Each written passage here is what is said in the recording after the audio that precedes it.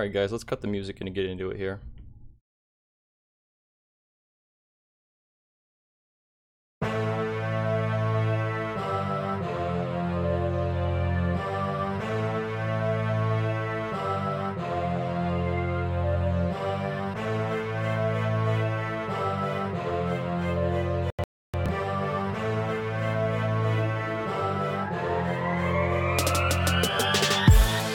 They're both really good, guys.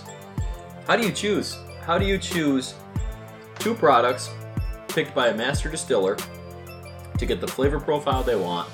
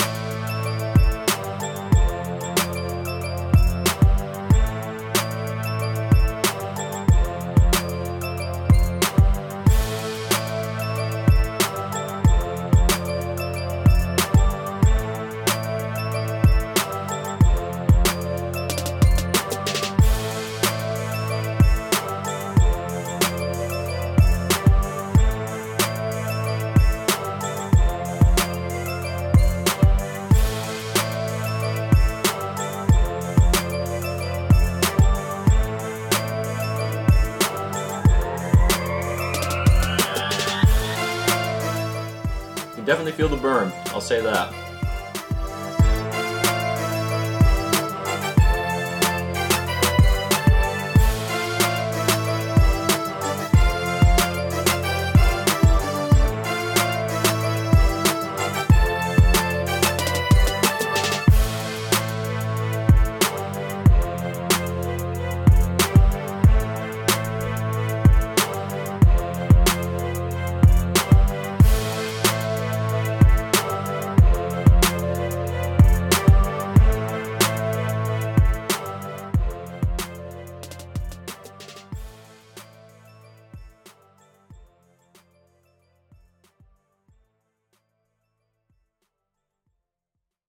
What's going on, everybody? How's everyone doing tonight? Thank you all so much for being here. Appreciate y'all joining me tonight. Let's see who we got in the chat already here. I saw Jason earlier here. How you doing, Jason? Thanks for stopping by. I know you couldn't make it to the last one for my first one, so I appreciate you being here this time. Ken, good seeing you, Ken. How are you? The Dan Trout. Got up some big things planned with the Dan Trout coming up, so... we've been talking a little bit, and I'm excited to get to some stuff with him. So stay tuned for that, guys. Todd, how you doing? Todd recently found my channel, and he wrote a comment on my Knob Creek. He's tuning in specifically for Knob Creek. Todd said he has 22 or more Knob Creek store picks. So, dang man, that's whiskey goals, I'll tell you. Eric, how you doing? Every time I see Eric, I just think of this.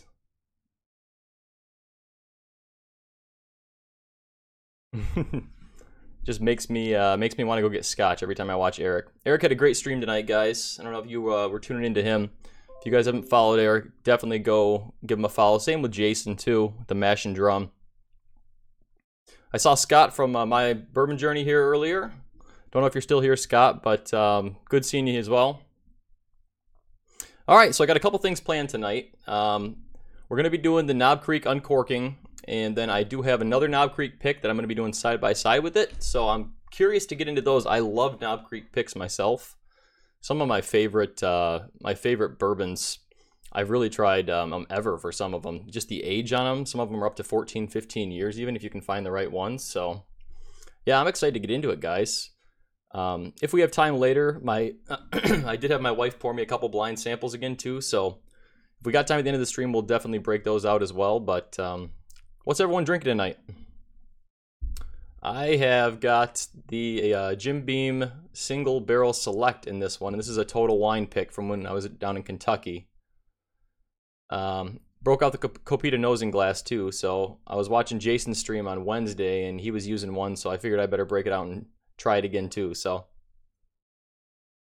tell you what, it does give you a good nose, those Copita nosing glasses, so can't argue with that.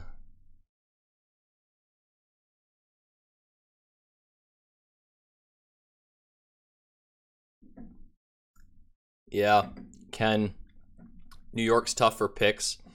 Yeah, Michigan around my area in Grand Rapids was really difficult for store picks too, but lately everyone has been getting store picks of a whole bunch of stuff. Russell's Reserve, Knob Creek. I got a Jefferson's Ocean Voyage 16 pick that was really good.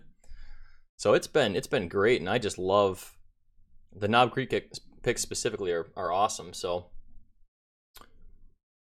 Carl, you forgot your Knob Creek single barrel at home. Wild Turkey 101, nothing wrong with that. I talked a lot about Wild Turkey 101 last week, and it's great. You really can't go wrong with that.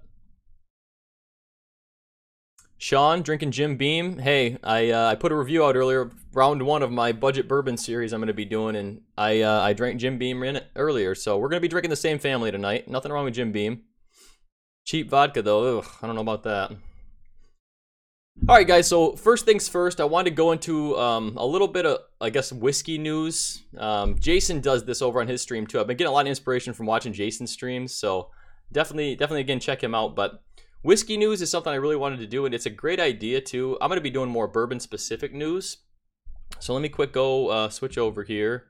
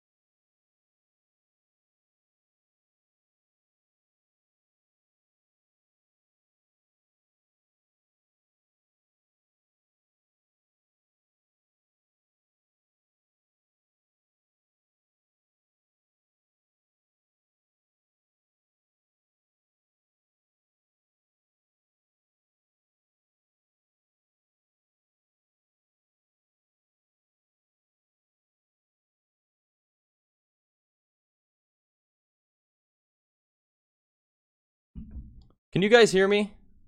Hello?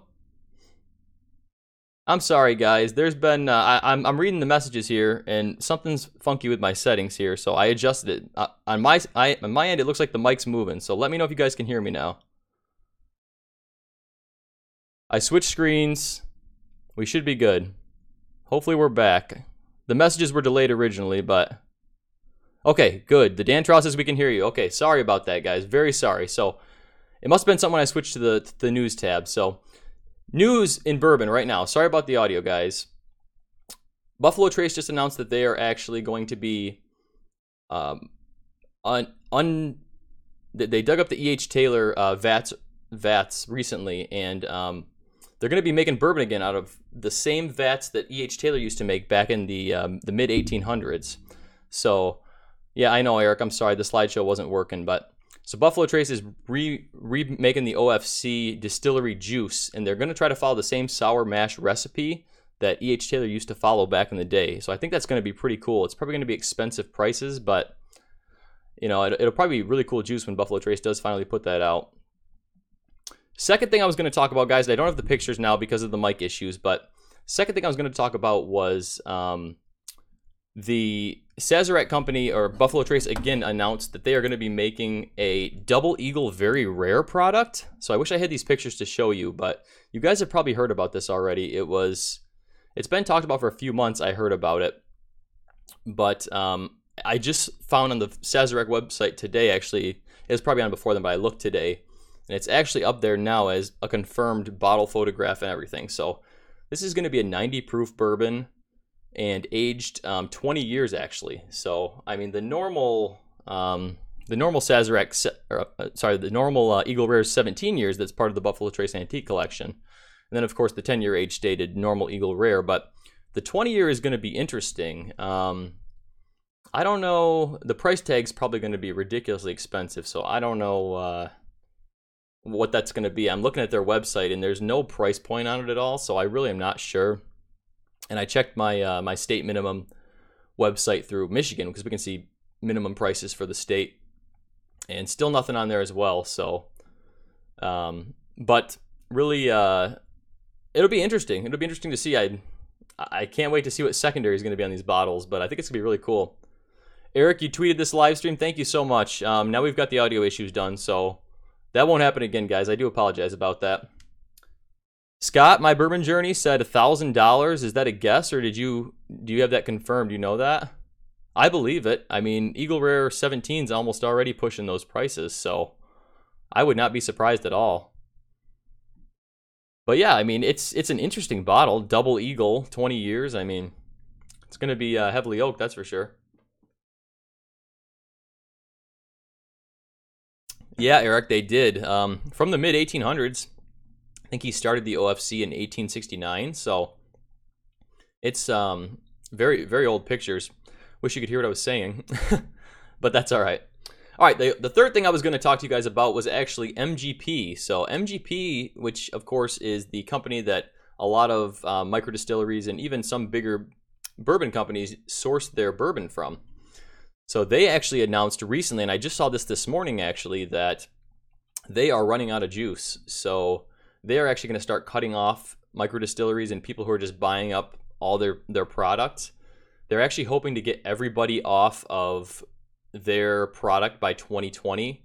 At least, I can't imagine all of it. They're still going to be making some stuff, I guess. But from what I read, they want almost all the micro distilleries out there to be off of MGP by 2020. So they must really be going through a shortage.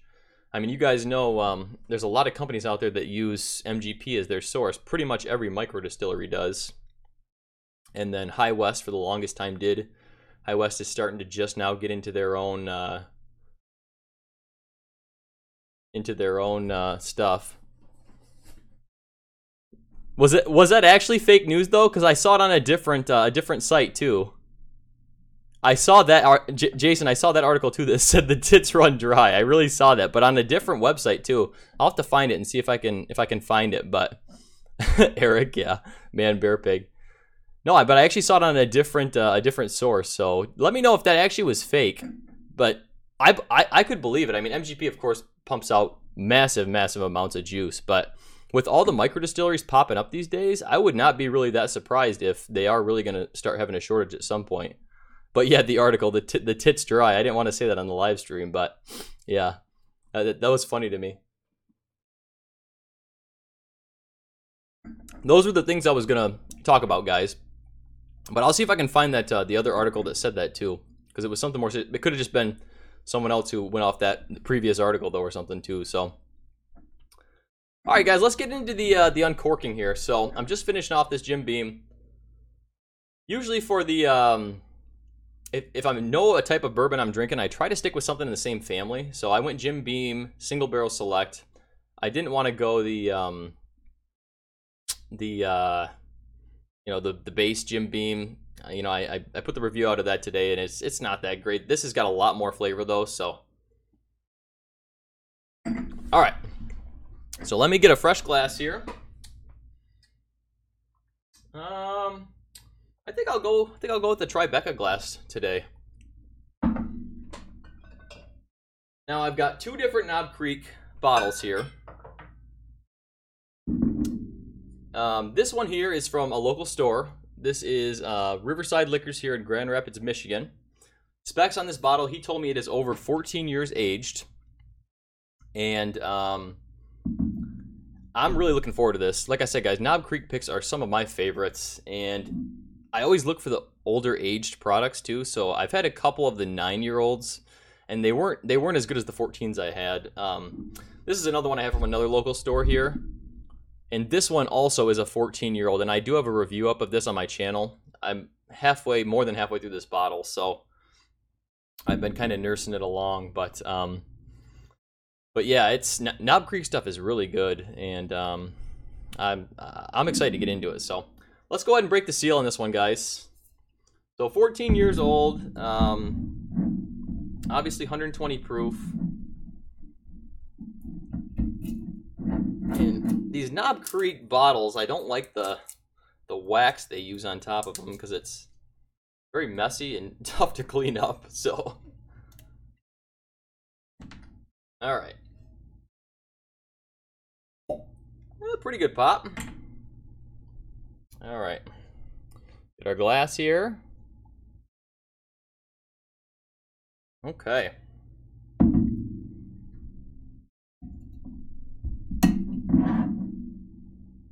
Oh, Glencairn second, huh, Jason? Okay, I went Tribeca. All right, well, all right.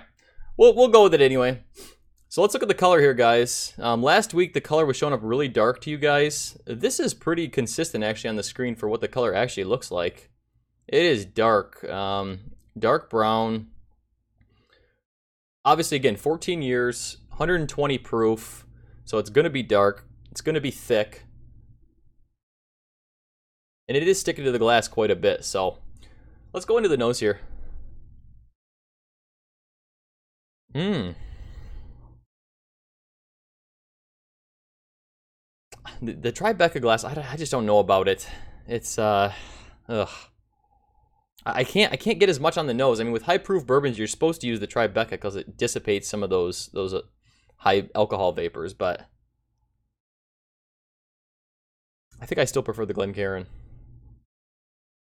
Eric, I have not toured Jim Beam. That was not one we hit when we were down there. We went to Woodford and Buffalo Trace, and then Jefferson's actually were the three we hit on our day tour. So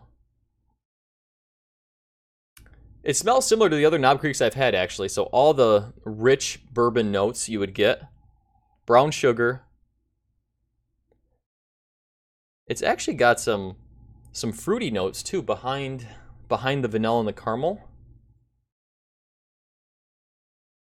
I guess I'd kind of describe it even as like a light fruit on the on the nose, which is kind of odd with 120 proof and 14 years.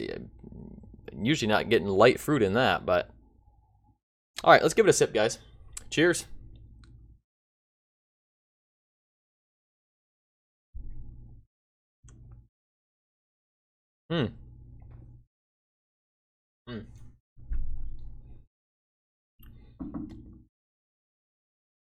Initial sip, I would have guessed this was around the 9 to 10 year. So I don't get as much of the oak. The other bottle I had, which I'll be doing side by side here soon, I picked up a lot more leather tobacco notes, which goes along with the age. First sip on this, though, I'm not picking that up as much. Carl, yeah, the Knob Creek single barrel reserve is better than a lot of Booker's releases. Yeah, I would love to do a Booker's and a Knob Creek single barrel reserve side by side, maybe an episode or something like that, because that'd be really cool. They're both high proof. They're both same family, so yeah, they're probably pretty similar. Like I said, some of the Knob Creeks I've had have been awesome. So.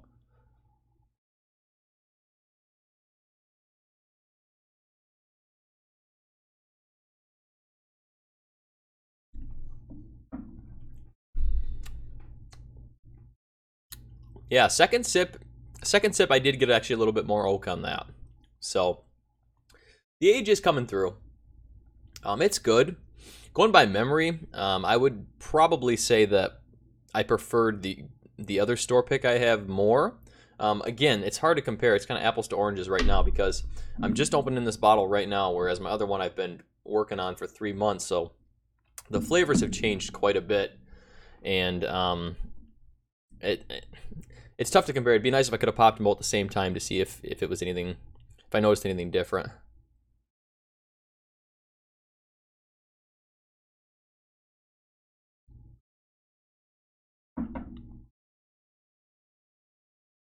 The light fruit I was talking about in the nose really doesn't come through on the taste. It's moved over to the standard higher proof bourbon notes we would get. So the darker fruits, almost like a dark raisin, I would say. Not as much tobacco or leather as the previous one I was describing. I'm curious to see now that I haven't tried my other bottle in probably 2 months. So I'm curious to see if all those notes still come through from when I did that review. So yeah, we'll see, guys. But overall, I mean, it's still really good. I mean, most Knob Creek store, I think a non-store pick is going to be around $45 to $50, depending on the rest of the country. I'm not sure. Usually Michigan's more expensive than the rest of the country, so you guys can let me know how much they run you guys. But this store pick, I think I paid $52 for, and I think that's about the same as what I paid for the other one. So for a barrel proof, I mean, that's actually a pretty good price. Single barrel and pretty much barrel proof. I think that's a good price. Last week I did the Russell's Reserve, and I'm sorry, I didn't do the Russell. I did the Wild Turkey Rare Breed, and that was only, some people were saying it was under $40 where they live, and that's just an incredible price for that. And that was actually good stuff. I wasn't as blown away as I thought I would be with that, but it was still really good. I'm definitely going to be picking up another bottle of that Rare Breed.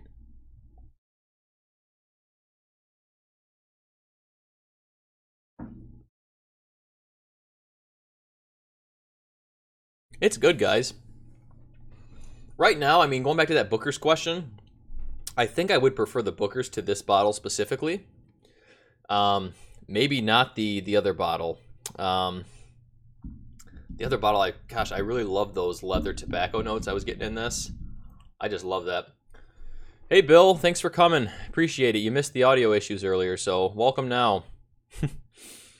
Last week I had a perfect episode with no issues, and Eric said that's not normal, so I made it up this week, but we're good, guys. But overall, guys, yeah, Knob Creeks, man. Knob Creek picks are good stuff. You really can't go wrong.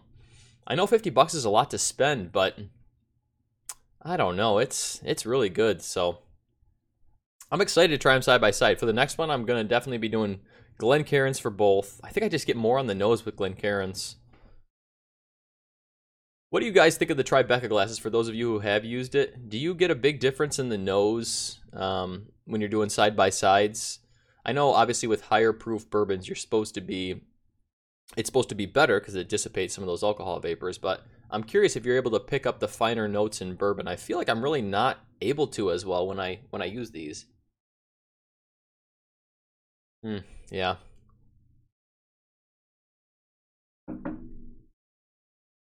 Curious what you guys think about that, though. Oh, shoot. I was going to add a little bit of water to that, too, to see if it changed the flavor at all. I'll do that for the side-by-side, guys. I'll do it for the side-by-side, so don't let me forget. All right. That's good. Yeah, now that I go back in and smell, I just have a little bit of the Jim Beam left. It's just, it smells like there's almost nothing there. I wasn't honestly picking up very much nuttiness on this Knob Creek pick either. Most of them I can still get that nutty note that Jim Beam profile typically has, but not as much on this one.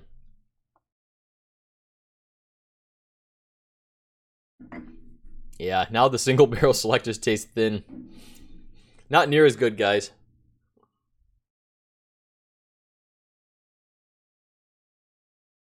And I think that single barrel select was around 40 bucks still. I'm trying to remember. It's been a long time since I got it, but I would definitely move up to the Knob Creek at that point if you're going to do that. So, all right, let's go into our second side by side here.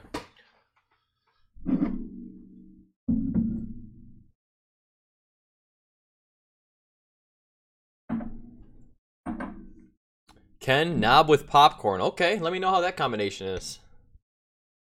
All right. So on my left, your right, I'm going to be pouring the Smitty's Specialty Beverage Store Pick. So this is the one I've already had. Again, this is around a 14-year-old product. And like I said, out of memory, first impression, I would say I like this one more. But who knows when we do them side by side here. All right. And then another pour of the one we uncorked tonight. All right.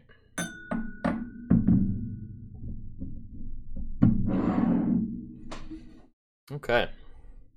So let's look at the color here.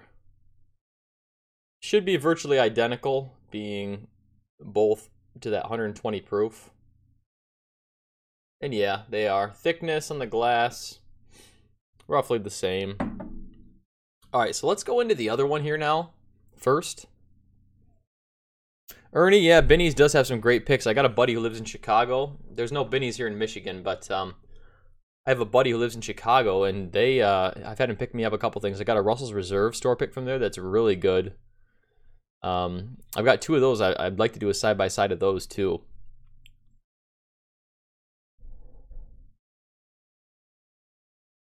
Yeah, I definitely feel like I'm smelling more age on this is what it smells like.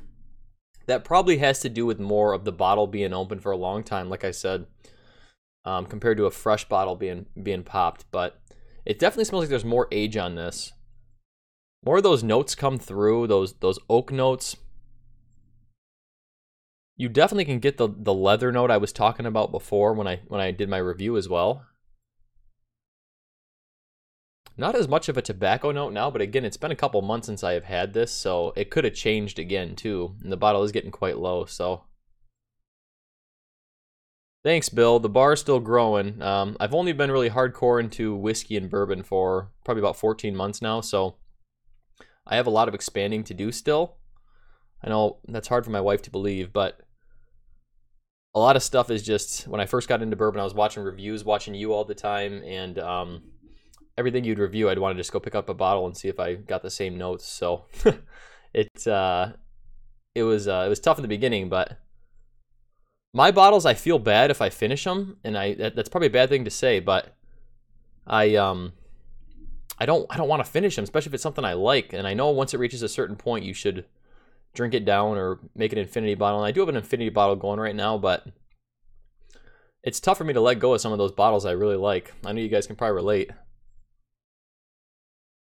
Yeah, not as much tobacco on the nose here, guys, but definitely the leather coming through. Let's give it a sip here.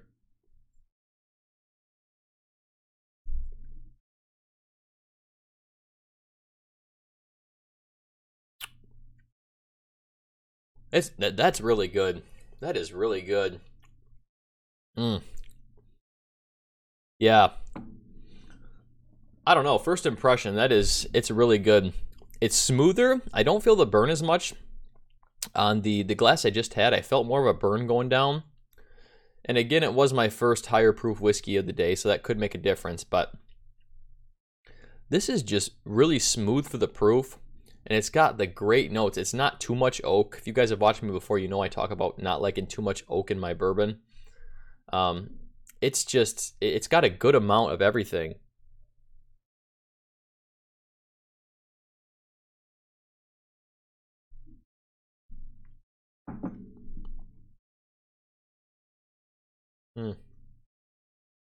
I don't pick up as much of the fruit note in this though.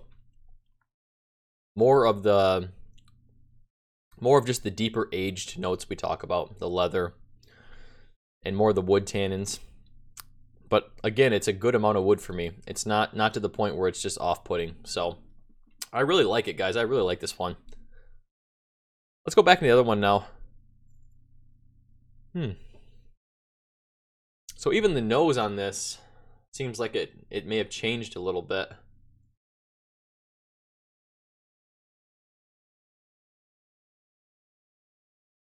If you guys have ever drank a bourbon or a whiskey inside, and then you go and like sit on your deck or sit on your porch outside, and you're drinking it with the summer taste and the summer nose, or the summer air around you, that's kind of the smell I'm getting on this right now.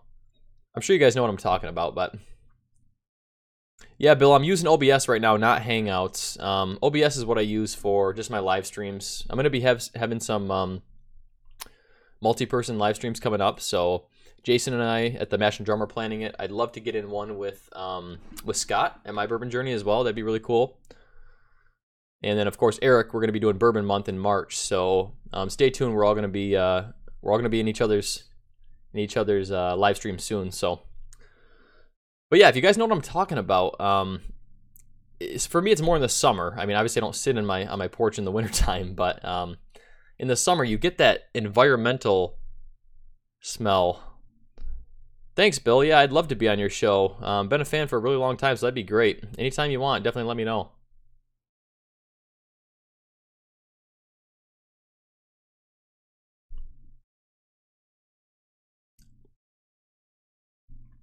Yeah, guys, I would just say it tastes younger to me. It really does. Not as much oak. Virtually none of those leather notes or tobacco notes I was talking about that I really liked in the other bourbon here. It's still really good. I mean, Knob Creek store picks are just really good. So I'm still really enjoying it, but man, it is hard to beat this other bottle. It really is. Yeah. Ernie, you were talking about Binny's and their store picks. Now, their Knob Creeks, did they have information on the rick house where they were aged and everything like that? Because the two bottles I have, they don't have any information about where they were aged, but I could have swore I saw something maybe on Instagram or something about where they were aged and whatnot. So, Jason, I'd love to do a blind tasting with you anytime.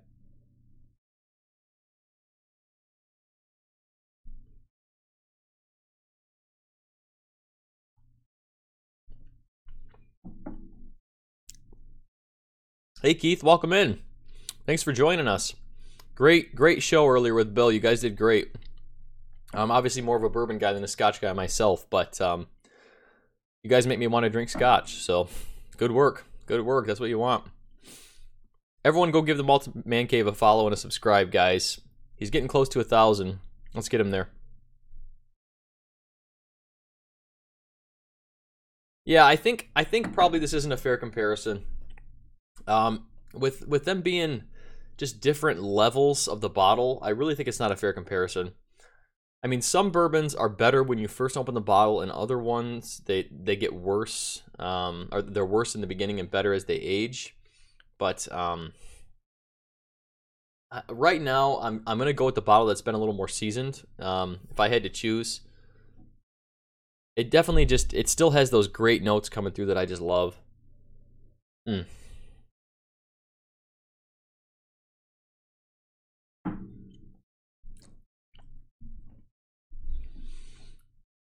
Yeah, Keith. I'm bourbon all the way at the moment. I've got a bottle of Ardbeg 10 and Monkey Shoulder. Those are the only two scotches I have right now.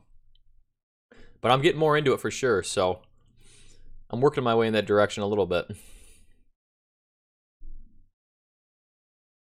All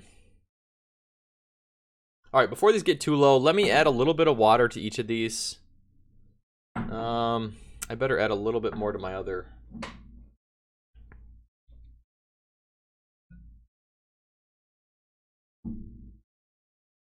We'll see if anything changes.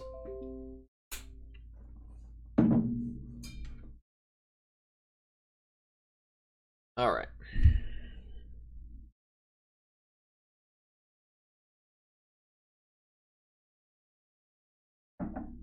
Try to do about 8 drops-ish. All right. So this again is the bottle that's been opened.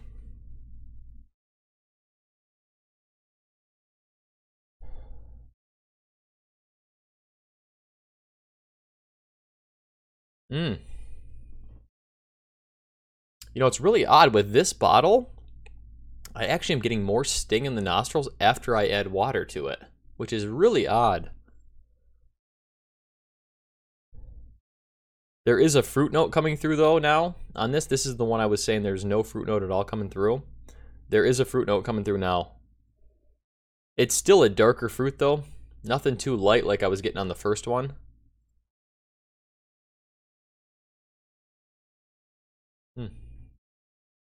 It's amazing what a couple drops of water can do to a bourbon. But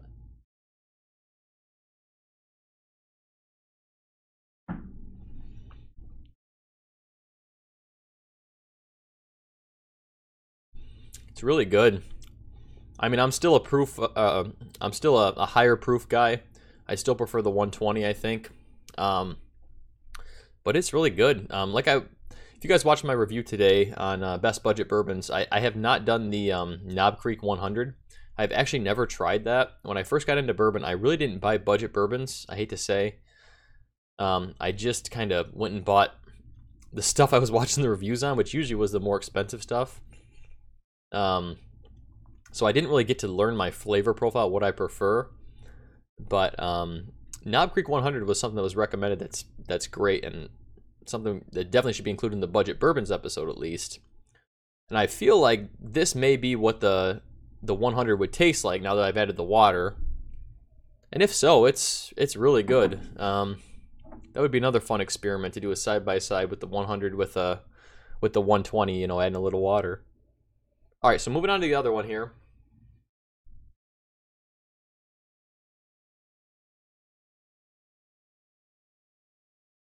I'd say the fruit note is a lot more pronounced now. So this is the one I was getting fruit on before, but this is more of a light citrus. Even like a light green apple or a light pear, I would say. Yeah, it's gotten really light.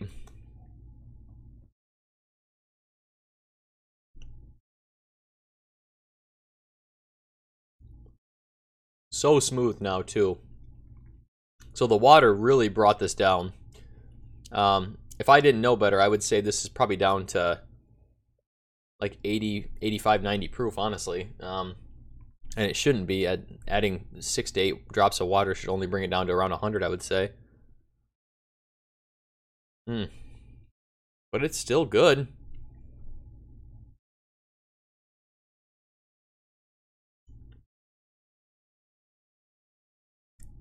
Ken, you're drinking the Knob 100. What are you getting out of it? Give me some tasting notes.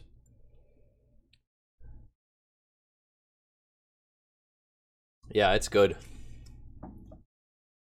Peter, a good Scotch crossover from bourbon is the Balvenie 12 single barrel. Strictly bourbon matured and has some ABV. Yeah, that sounds like it'd be right up my alley. I've heard good things about Balvenie too. I've never had a Balvenie, but I've heard really good things. Keith, thank you. Yeah, it's I've got probably about 70-ish bottles right now. It's still growing. I've only been hardcore into bourbon for about 14 months, so You just got to get good with those store owners and try to find the allocated bottles. That's what I'm working on. So, Dan, do I only pick up the caramel, vanilla, and cinnamon when I water down the Knob Creek? I mean, the vanilla and caramel is definitely there. Cinnamon. Well, of course, now that you say cinnamon, I can smell a little cinnamon. I don't know that I would have picked that up without you saying it, though. Yeah, I mean, it's there. I'd say it's there behind the vanilla and caramel.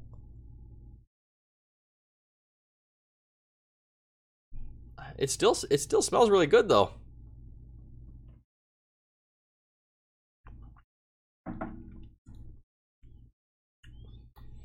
It's just so drinkable, guys. It's just so drinkable. Scott, thank you so much. I really appreciate that. Audio issues aside, we move forward, you know? We move forward. Ken, you're the last person to ask. You're good at wine. Okay. I mean, you could always say vanilla caramel. That's pretty safe, right? Yeah. Jason, you'd agree the Belvini first fill 12-year single barrel. A lot of vanilla caramel influence. Okay. I could definitely get down with that. You know, that's the problem, though, is I was watching Eric, and I moved right into, like, Ardbeg 10, because the peat just intrigued me so much. I really wanted to try something smoky, and it was between, you know, Ardbeg 10 or Lafroig. And after doing some research, I just went with the Ardbeg 10. But Ardbeg 10 is good. I mean, I'll tell you, I really like the peat. I was amazed at the color, though. The color of the Ardbeg 10, there is no barrel in there. It is almost like water. It's so clear. Scotch aside, though, you know. I'd love to do some Scotch reviews, though. If you guys have recommendations on certain Scotches you'd like to see, too, please do let me know. Because I'm intrigued into venturing into Scotch. I'll keep an eye out for that Belvini 12. Mr. Bill, what is your most prized bottle behind you? Ooh, that is a tough question. My goodness. The bottle I got most recently is the Kentucky Owl Batch 2. Which I heard Batch 2 was not as good as Batch 1. I have not broken open the Batch 2 yet. I am going to be doing a review on that for you guys. Coming up pretty soon, probably. So that's one. The price is just out of control, though, with Kentucky Owl. I wouldn't buy it again just based on the price, you know. But I was able to get both the 9-year and the 11-year-old fits. So those two bottles I really do like. I have not opened either of them yet. I'm excited to try them. You know, I had a pour of the 11-year in Kentucky when we were there, and I had a bottle at home already, so I knew I wanted to try it to see if I should open it or not.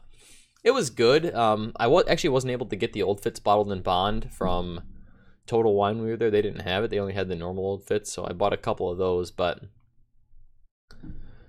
it was good. It was good stuff. I think the proof helps, or the bottled in bond helps, and then of course the age. You know, the age came through a lot more too. But sorry guys, I'm getting away. I'm talking here. Yeah, they're both beautiful bottles. I know. I bought the 11 first, and it was I just was going to use it as a decanter bottle, but now I have the 9, and I really want to get the 14, but I'm not going to pay $300 for it. So we'll see if I ever make a trip to Heaven Hill and it's there by chance or something, you know. Jason, I saw you said earlier you always get like cigarette ash when you do Lafroig. I heard the same thing. That's kind of why I went with Ardbeg. So I heard cigarette ash was more Lafroig, whereas Ardbeg was kind of more of just campfire-ish, I guess, esque. So that's why I went with that. And I haven't regretted it yet, but I would like to get a Lafroig just for science to see how they compare, you know.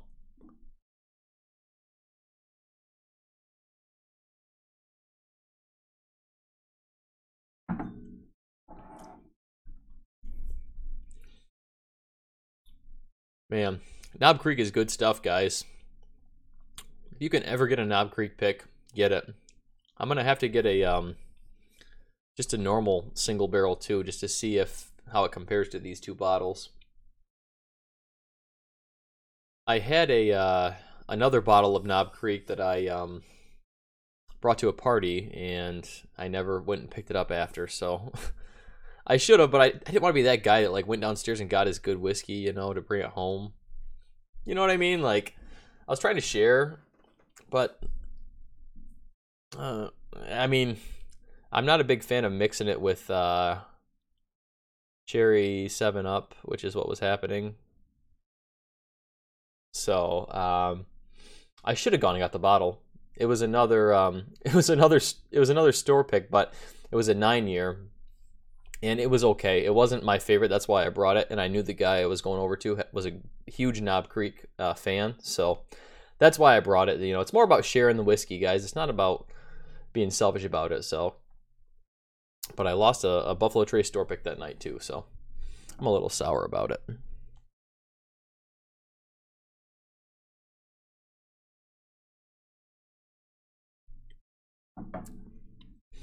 I mean, water or not, guys, these are both really, really good. I still, again, prefer the barrel proof myself, but even with water, you can just drink this all day and all night. It's so good. Dan Trout, how many unopened bottles do you have? Ooh, well, when I first got into bourbon big time, I made the mistake of joining bourbon's secondary market. Yeah. So I was buying up, I mean, like, I had never had a Weller, and of course the hype with Weller, you know. I think I only paid, I mean, I still was looking for good prices, so I paid like $50 for a Weller, and then a couple months later I actually had a store owner who set one aside for me, so and now Weller, rumor has it, is going up in price anyway to 50, 55, $60. So, I mean, maybe it's not that bad, but right now I'd probably say I have 30-ish unopened bottles, I would say. Now that I have the channel going, I mean, I only started the channel in mid-November, guys, so it's still really new, but now that I have the channel going, I really want to wait to do my uncorkings until I'm either recording or live with you guys.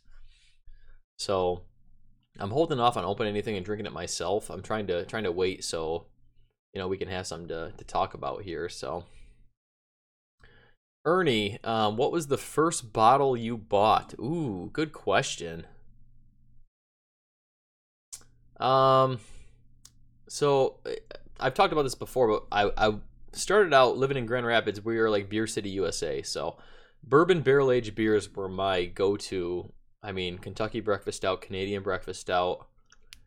Founders makes awesome barrel-aged beers, but I started there, and I just liked this so much that I moved on to bourbon, just knowing the process of how it's aged and everything like that. And I think the first one I bought was, I want to say, Woodford Reserve. And of course, I didn't know anything about bourbon at that time, so I mean, Woodford Reserve I thought was a high-end, high-quality bourbon. And it's still, I mean, it is. Woodford Reserve is good. It wouldn't be my go-to now. It is going to be a part of my budget bourbon series, though, and I have not filmed the Woodford flight yet, so we'll see. But, yeah. Yeah, Woodford Reserve Distiller Select, and it wasn't a store pick, it was just a normal one. Now I'll move on to store picks. If I ever get a Woodford, I'll get a store pick, but it was good. I drank it pretty quick, and it was more the hype, though. I mean, whiskey, you guys know this. Whiskey is all about hype. So for me, it was like I started watching the Whiskey Dick. I started watching, you know, the Whiskey Vault. It's Bourbon Night. I found the rest of you guys later, and it's just like every review, it's like, oh, I got to try that now to see if I get the same notes, you know? So I would go try to get a bottle, and the rest is history. Hey, thanks, Dan. I appreciate that. Really do appreciate you saying that. Ernie, you're drinking a Founders right now. What are you drinking? I got a lot in my fridge. Yeah, Dan, there's a lot of unopened bottles. It's like do you open it? And with bourbon, it's like you kind of need to drink it in a good amount of time, you know, because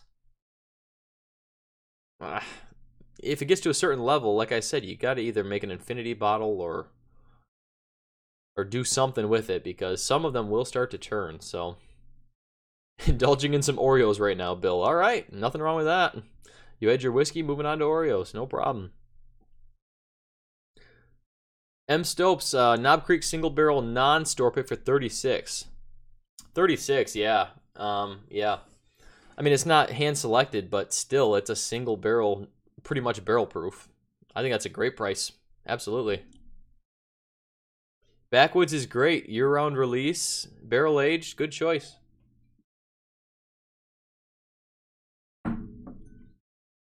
Chocolate and sugar, yep. Good analysis, Bill. Hints of cocoa, yeah. Mr. Bill, most prized High West is a Midwinter's Night Dram. Enjoyed mini during the holidays. Only a few ounces left. Yeah, you know, I actually was able to find a bottle this year of that, and I have not opened it yet. Which one do you have? I'm curious. I have, I think 6.6. Axine 6. Pretty sure. Chicken noodle soup, yeah.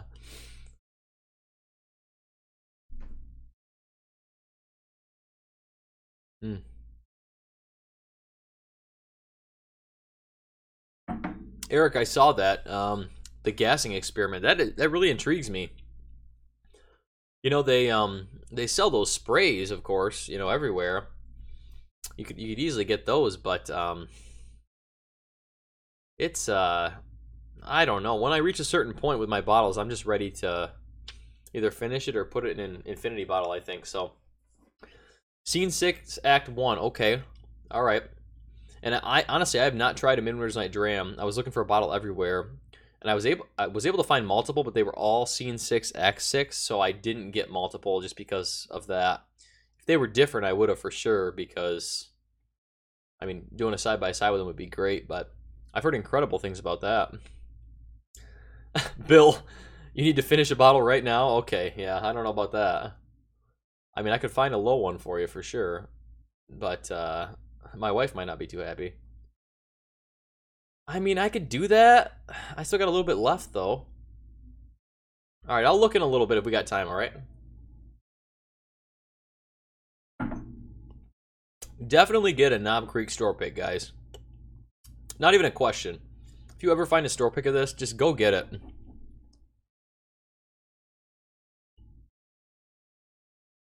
Oh, Eric, I didn't even know about spraying wine. That's a good thought. I guess I never even looked into that. Lab man, yeah, the peer pressure. Brings me back to high school days. That's right. Keith, is it tough to find in your area? It was once a year we got it here, and luckily I was able to find one. Everything in Michigan goes through Detroit, so it's really tough to reach the northern part of Michigan. But every once in a while we'll get lucky and stuff will come through. Todd, sorry, I saw your comment earlier. Do I have a favorite? Oh gosh, it's tough to pick. I mean, how do you choose, right? You would know. 22 store picks. I've had, I think, 5 different store picks of Knob Creek, so not anywhere near your level, but honestly, the one I'm trying today, the lower bottle, is really good. Really good. That's probably my favorite of the 5 I've had. I only had a pour of 2 individual pours of Knob Creek store picks in Kentucky, and then 3 bottles I've had myself, so like I said, we don't get that many people doing store picks around here, unfortunately. Bill, it is not. The 2 I have are the Kathleen's batch and the kitchen table, actually. So I saw you still haven't got your kitchen table yet. I hope they're sending that to you. I know you said it got lost in the mail. It's a damn shame with that one, because it's a good one. I'd like to see your review of that. Yeah, Todd, I mean, why would you open all 22 at once? You shouldn't. I don't think. You do a side-by-side of 3 or 4, that'll answer a lot of questions, you know? Oh, the 30th too, Bill. Oh, you poor thing. I was so upset. I had the local guy I talked to. I sent him a message saying, "Hey, you know, you guys getting any Booker's 30th? You know, if you are, please let me know." No response, no answer. And a couple weeks later, I see a Facebook post from the liquor store saying, you know, with a picture of the Booker's 30th, and I was like, "What the heck? Like, come on!" And you know, I've reviewed some store picks for him for my channel. I mean, I know I'm a small channel here, but like, I'm trying. You know, like I'm trying to get in good with people, but it's so tough. I've spent way too much money there, so he should be helping me out. You know. Yeah, Jason, trying to find that 30th. I know. I know. Me too.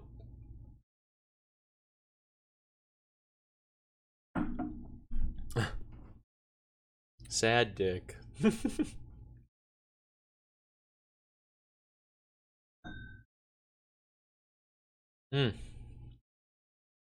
talked about this last stream, guys, but the end of a glass you have, give it a smell. Any of you who are just finishing a dram with me? It's the Rickhouse. It's the Rickhouse smell every time for me. It's really good. I'll put a post today on Instagram about that. Like, I could just put a bed in the Rickhouse and just sit there and take in that angel's share all day, every day. It's just such a good smell to me.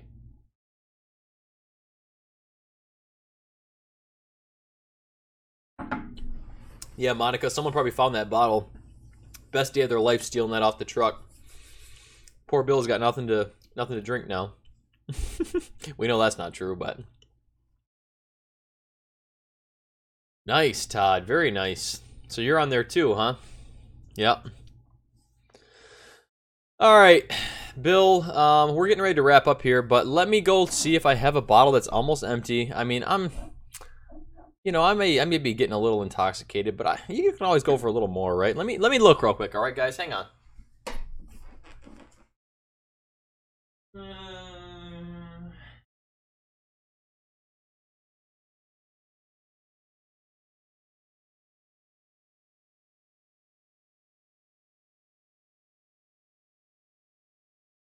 All right, I think I got one.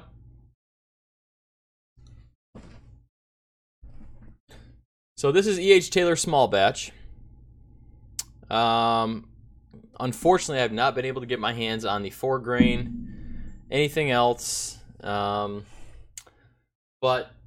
I'll tell you, even the small batch is really, really good stuff. I got a bottle locally. In my area, I think I paid 45-ish for it. Sorry, guys, I should be pouring this for you. I mean, that's a healthy pour. That's a healthy pour. I guess this was my lowest bottle for sure. So, yup, that's half full. We'll be all right, though, guys. I don't have to work tomorrow, so. Yeah, I may be up with the baby in an hour, but that's okay. I can still walk. Don't worry about it.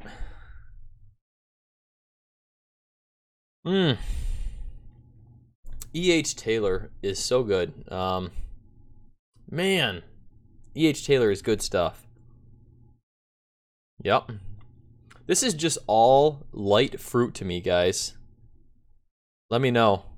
Let me know if you guys get the same thing. But light fruit, citrus, pear, apricot, peach, green apple heavy for me, for sure. Green apple heavy. Carl, I have not had the E.H. Taylor Barrel Proof. Jason put that in his top 5, the mash and drum. Yeah, man, I'm going to have to try to get that. It's another one of those bottles I don't want to pay secondary for. I don't want to pay secondary for it, but it's so tough. I mean, I was watching the price and it was $150 on secondary. Now it's up to $170-ish. Again, I'm trying to find someone who will save a bottle for me.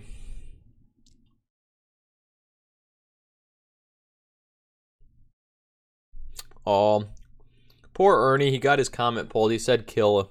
That's okay. It was a great bottle kill. Thank you very much. I saw it. Don't worry about it. This is just light fruits. The small batch is very light fruits. Let me know. Do you guys get the same stuff on this? I have not had the single barrel E.H. Taylor either, but I think I'd really like it because I am such a fan of the small batch. Even at this level, guys, with this, that's all that's left in the bottle. It is, it's really good. Todd, you only paid $120 for the barrel proof? Man, how about that? I gotta find your supplier, I'll tell you. Yeah, one of the best of 2018, yep. Jason agrees. Jason, I really appreciate that. I'd love that. I always feel bad asking other people for whiskey, especially when I'm so blessed to have everything I have, but my man, the Dan Trout's hooking me up with some samples. And I'm super excited, guys. I'm going to be putting out some reviews based on stuff he's sending me. And I'm also going to probably be doing some live stuff, too. With him, Jason, hopefully Scott, My Bourbon Journey, too. So, and of course, Eric coming up for Bourbon Month, too. So, we got a lot of stuff planned, guys. I'm excited about it. Yeah, Peter, you like E.H. Taylor too, huh? What stuff have you tried?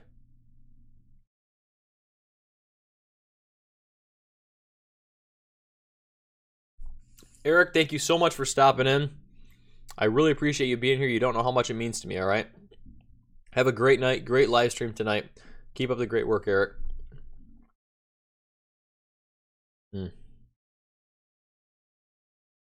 Yeah, this is all just light fruit deliciousness to me.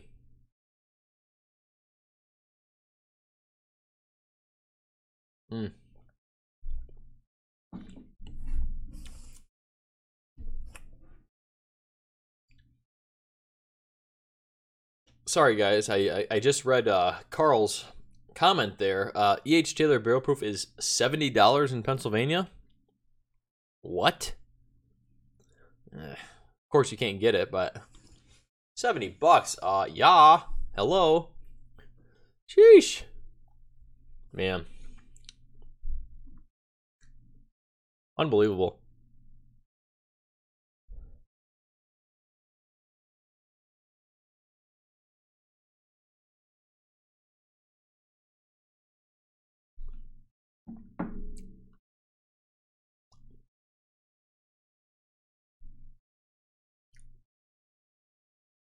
I'll tell you, it's a polar opposite change from the Knob Creek. Complete opposite. It's all light, delicate fruits to me. But even the small batch is just so well-rounded.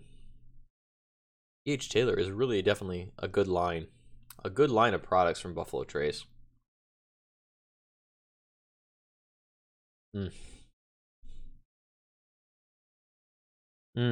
Peter White, you had a E.H. Taylor Barrel Proof from 2014.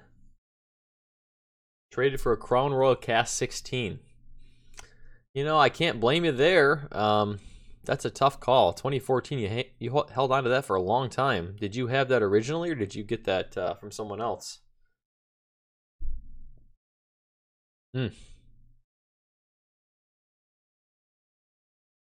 Monica, that's a great price, $34. Good price, because even at the distillery, I think it's around, I'm trying to remember, 45. It's so tough to keep track of prices, guys. I mean, when you're getting bottles all the time, it's so tough. I have a spreadsheet going of everything I have, but I'm not up to date on it. It's tough. Todd, you could drink the single barrel every day if it was easy to find. Yeah, I mean, it's not easy to find for sure. I think I've seen it one time before. And the place I saw it wanted like, I think over $100 for it, so I wasn't doing that. But yeah, I mean, I would love to try the single barrel. Just even doing a side by side by the small batch. I've got 2 backups of the small batch because I loved it so much. When I was able to find it, I picked it up. So it's good stuff.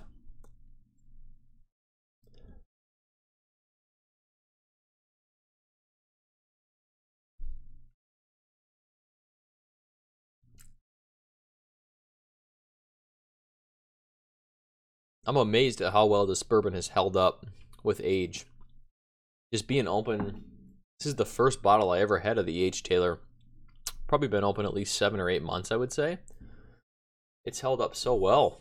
The flavors are all right there. Nothing's turned. It's really good.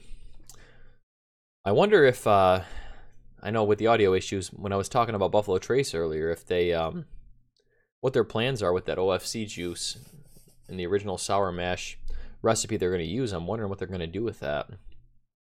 I'm excited to see if they're going to put something out that's decently priced or available. You know, that's going to be the hard part, is available, but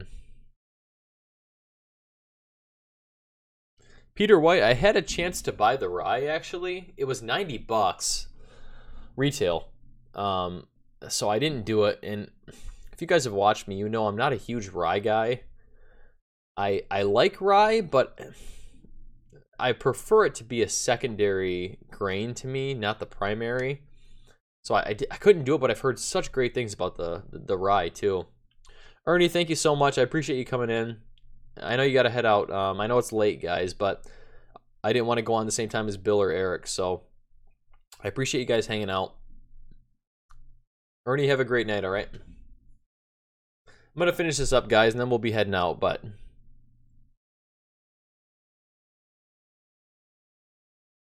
even when I've already picked up all the notes on a nose, I still go in and smell it every time before I drink it. I guess that's just out of habit, but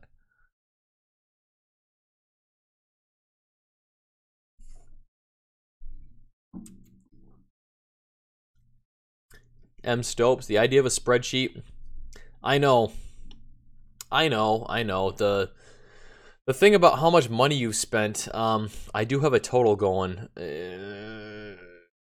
It's yeah, you shouldn't do that. Don't put the total line on there at least. So, Bill, you're taking off too. All right, thank you so much for stopping. I appreciate you guys coming. Hope you guys had a good time. Have a good night, guys.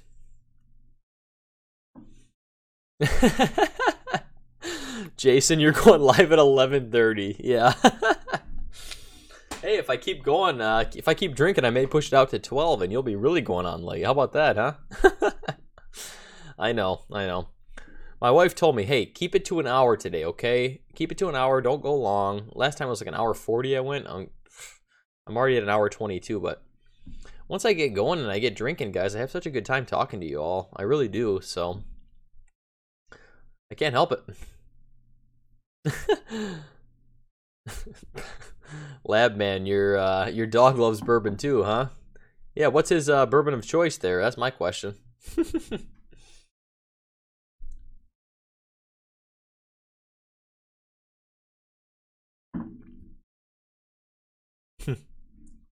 Yeah, we all love bourbon and dogs, Monaco. Yes, we do. Got a black lab myself. I just don't know about the Tribeca glass, guys. I'll honestly say this, it's better in the E.H. Taylor.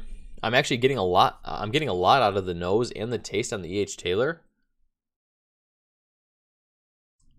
But, you know, I'm like 5 drinks deep too, so it could be just because I'm drinking a lot. I don't know. It's tough. The glass I really liked was the neat glass, but I used that last week in my stream and it didn't really fare that well. I couldn't get anything out of the nose. The nose is so wide with the neat glass, but Todd, thank you so much. I really appreciate the support. You know, yeah, I appreciate you watching. I'm glad you could come in for the Knob Creek tonight. I had a great time with the Knob Creek. It's good stuff. Have a good night, Bill. Thank you so much. Cheers, brother. I appreciate you watching. I appreciate you coming in.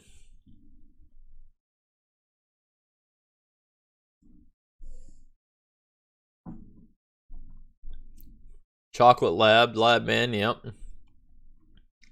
Yep, mine's a black lab, so yep, that's about right.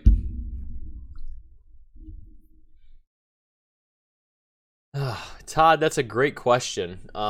Plans for all the bottles and the shelves. You know, I put a post on Instagram about this a couple months ago asking about this.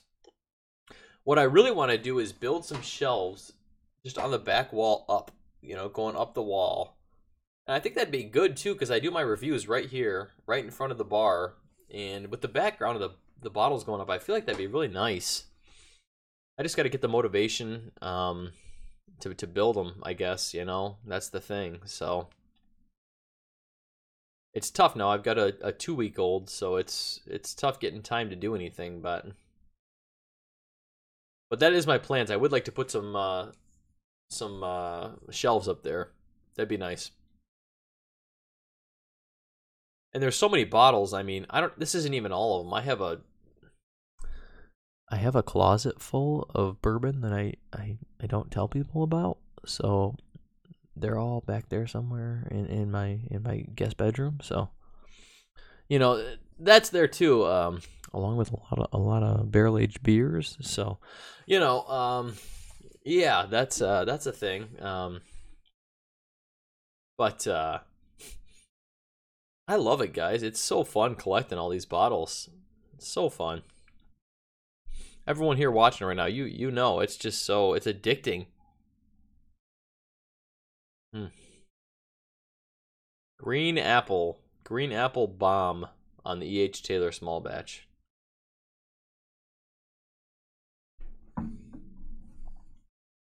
I mean, why does someone need 4 bottles of 1 liter Old Weller Antique 107?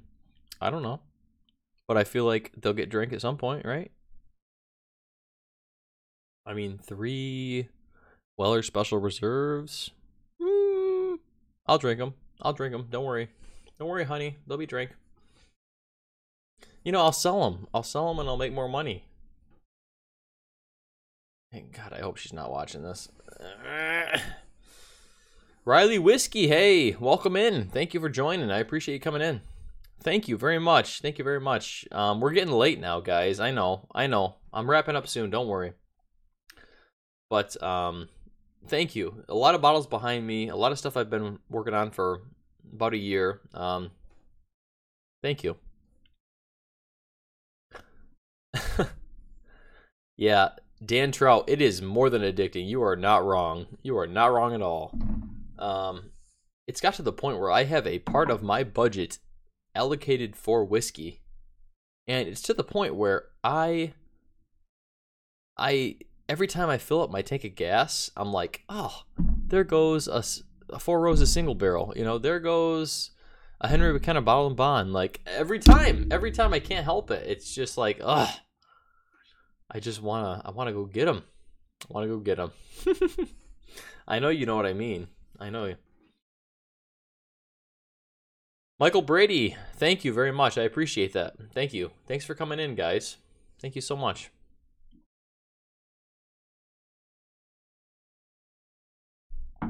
Riley, earlier we talked about this. I probably have about 30 to 40 bottles that are uncracked.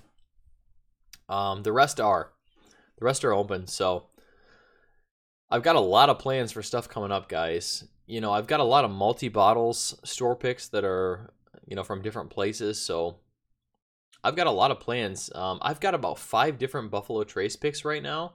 I would really like to do a side-by-side with all the Buffalo Trace picks. I think that'd be really cool, either on a live stream or,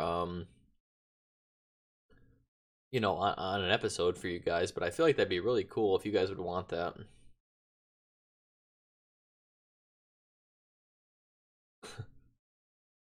Yeah, Peter. Yeah, I know.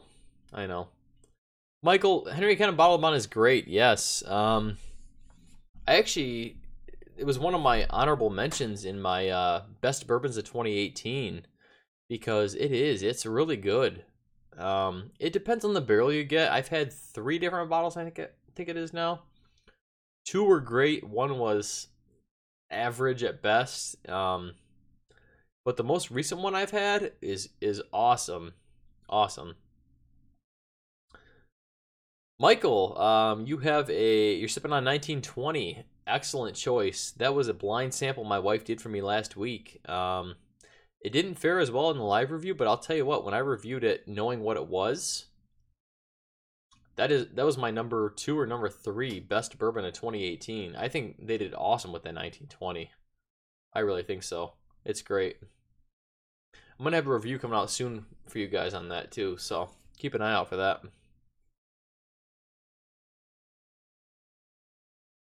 Peter, it's such a slippery slope because I have gone by a Redbreast 12 cast strength like 20 times wanting to buy it at 90, 85, 90 bucks I think it is here. It's expensive. Man, I've heard such good things about the 12 year, you know, the Redbreast 12, but like I would want to go to right to cast strength, so I feel like I should just pull the trigger on the cast strength. I don't know. I've heard it's really good though. No, M Stoops, that EH Taylor is not empty. It is full. But it is a small batch. You know, I have 2 backup small batches, so that is my bottle I will be replacing now with the one I just killed here. So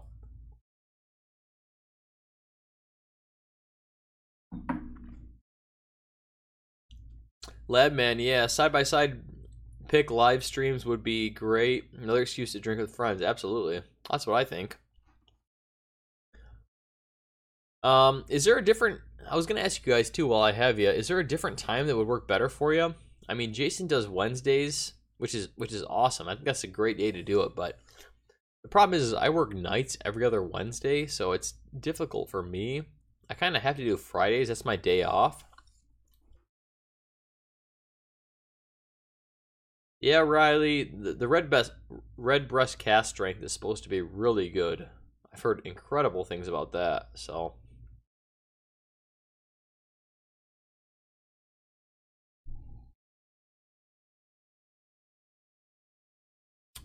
I'll tell you, the most I'm looking forward to with this EH Taylor is after the glass is gone, I can smell it.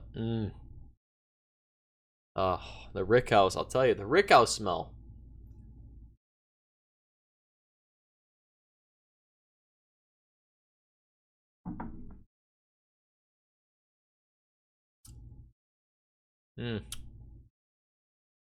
So good. Yeah. I'm so tempted to go into Irish territory. I mean, the whole hype with the Conor McGregor Irish whiskey, I heard it was very average at best, but Sexton, I've heard is great whiskey. So I've wanted to get that one. Don Passer, welcome in. I'm getting ready to wrap up, but welcome in either way. I've had a lot to drink tonight, so sorry, guys. Sexton, I've heard is great whiskey, and it for me is really cheap. It's like 30 bucks. I don't know how much it is everywhere else, but 30 bucks. That's a good price, and I've heard good things about it. But pretty much every review I watch says the Redbreast 12 is the go-to for Irish to start. You know, I mean Jameson, more of a budget option, I guess, but Redbreast 12 is really the go-to, they all say. So,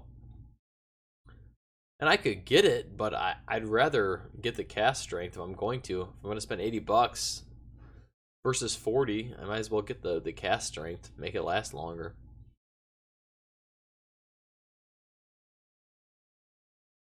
Really? Don Pass Whiskey says, to me, Redbreast 12 cast strength is a lot like cast strength bourbon. Okay. So that would probably appeal to me. Obviously, I'm a bourbon guy, so yeah. If that's the case, I may have to get a bottle. Yeah, absolutely. Thank you, Riley. It is an impressive knob, isn't it? Thank you. Thank you. Tell my wife that. Yeah, Ken, I know. I know. I can't just do Redbreast 12 as my first Irish I've ever had. I mean, I've had Jameson, but I don't know that I've had more than that. So, Dan, thank you so much. I appreciate you coming in. All right, have a good night. Thank you so much. I'm gonna be wrapping up soon, so.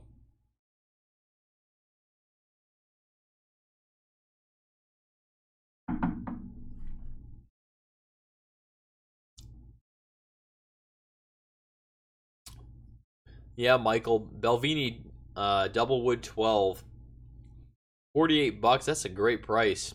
You know, I had someone earlier recommend Belvini as a good starter scotch for a bourbon guy like me, so I'm going to be looking for a Belvini. I really am. Costco gets some Belvini, but in my area, they have slim pickings, really, so I'm going to... We'll see. I mean, I'm sure I can find something good, so... Hey, M. Stopes, you came in from Bill's stream and you enjoyed it. Thank you so much. I appreciate that. You must have missed the audio issue, so thank you. I appreciate that. Sorry, Bill. I know I'm finishing up. I got one sip left of my E.H. Taylor, so here we go. That Rickhouse smell, guys. I know. Oh, Dan. All right, Dan, you're hanging out. I appreciate that. Thank you. Thank you. I appreciate that. Minus the issues, I know. I appreciate it.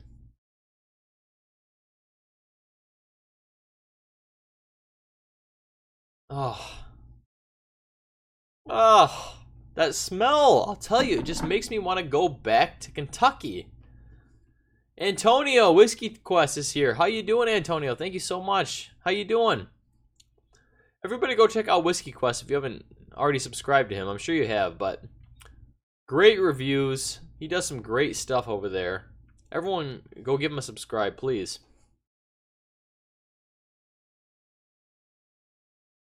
Redbreast 12 is 40% ABV. Ooh, Peter. Ooh.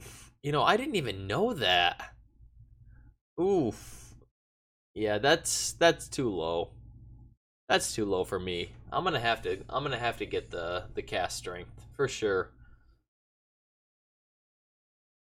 Yeah, Riley, I'm definitely a bourbon guy. I only have 2 scotches, Ardbeg 10 and Monkey Shoulder, and I'm 98% bourbon. So, you know, I'm starting to venture towards scotch more, but you know, it's different than bourbon for sure. But I like it. I'll tell you, the peated scotch, I can get on board with that. That is good stuff. Ardbeg 10 is really good. Hey, Mr. Bill, thank you so much. I really appreciate that. And thank you, Jason, for sending him my way too. So, thank you so much. I really appreciate that. I'm trying, you know. I'm trying.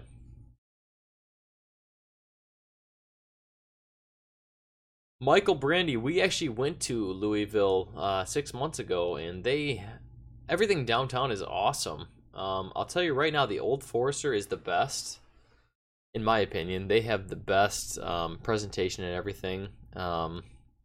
It's great. 4 samples at the end, I think it was, and they were all great. We actually got to see the birthday bourbon 2018 being bottled up at the time. We didn't get to try it, but it was really good stuff.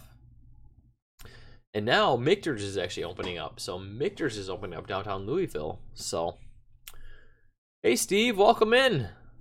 Thanks for joining. I appreciate it. I'm going long tonight, but when I get to drinking, I go long. So what are you gonna do, you know?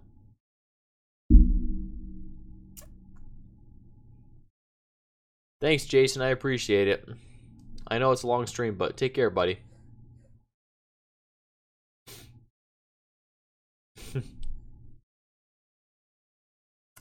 All right, guys. I think I got 1 sip left here.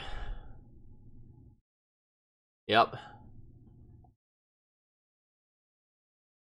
And that good old Rickhouse smell. So, thank you so much for coming in tonight, guys. I had a great time. I love these live streams. The beginning's always a little rough for me, but as I get drinking, I have a great time. Hope you guys enjoyed Eric's stream and Bill's stream, of course, before this. Thank you so much for coming in. Hope you guys have a great night. Stay insane, guys.